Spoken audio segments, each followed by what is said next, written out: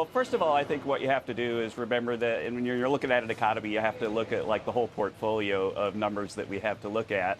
This jobs number was certainly a little bit of a disappointment right now, but one of the things, there was a Goldman Sachs study that came out yesterday that showed that because the BLS hasn't really done a good job on its seasonal adjustment in August, that they tend to revise this number up by almost 70,000 jobs when they give you the revised number a month later. And so you have to sit back and think, well, what's really going on in the economy depends on lots of indicators, and here are the ones that we're looking at that are giving us the judgment that the economy is sound and inflation is low.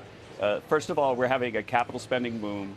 Capital investment is up 8% over the first half of the year, which is really, record growth in capital spending. We've got industrial production at the highest level it's ever been.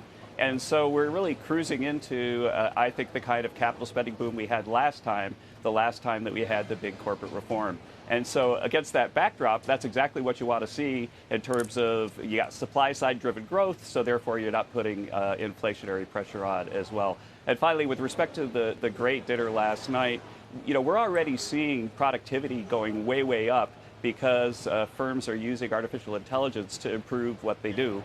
And right now it could be, our productivity is kind of hard to guesstimate, but it's looking like it could be going at about a 3% rate this year. If you figure that you're going to get 1.5% growth, potential GDP growth out of labor and capital, that means that you're looking at an underlying trend of almost 4% growth, or even bigger than 4% growth because of this AI. So we're very excited about where things are going. It's a little bit of a disappointing job number, but I pretty much expect it's going to revise up.